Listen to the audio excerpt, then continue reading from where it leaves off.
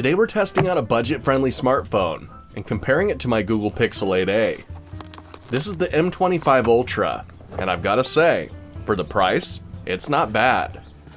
Inside the box, you have your SIM ejector tool, a case, a protective cover, a user manual, a USB power brick, and a USB-C charging cable, wired USB-C earbuds, and then your M25 Ultra. Peel off the protective covers, and then your phone is ready to go. It doesn't feel cheaply made, and fits well in my hand. It's quite a bit bigger than I'm used to, but it does come with a stylus to make it easier to operate.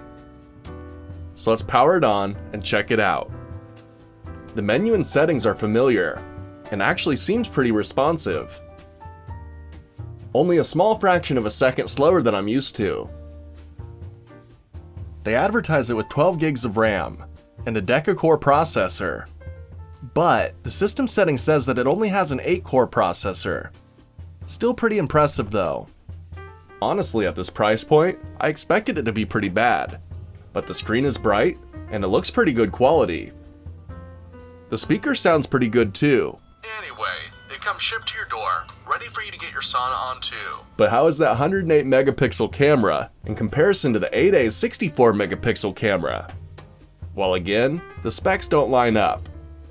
But for a fraction of the price of the Pixel, I expected the camera to be much worse. The camera is really responsive, and the picture really isn't too bad. The M25 has a slightly different color and is a little sharper, but the picture quality is close in full light situations. But when we scale our photos in, we could really tell a difference. And in lower light, even more so. Then when it comes to video, the image stabilization just isn't there.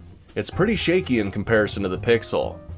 But the color is close, still nice and vibrant, a little sharper, and struggles with the highlights. But overall, not bad. If you were to stabilize your shot with a tripod, it's totally usable. But one thing that surprised me was the macro lens on the M25. As you get closer to your subject, it switches to the other lens and refocuses. I was able to get a lot closer and still have nice clean details with the M25.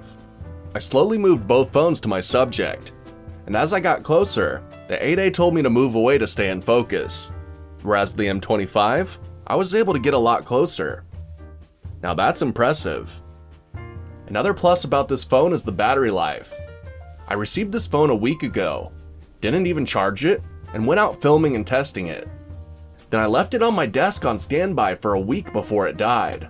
But of course, the more you use it, the faster it's going to die, but still pretty cool. However, it did take a while to charge it back up to 100%, even with my fast charger, so it doesn't have fast charging capabilities.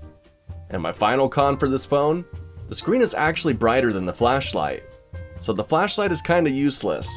Just use that giant screen. But all in all, I really can't complain. For a $200 phone, I really didn't expect much. And I was really surprised that you can get so much power at this price point.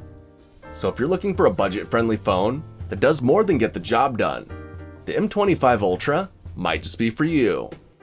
But that's it for me today, and I'll catch you in the next one. See ya.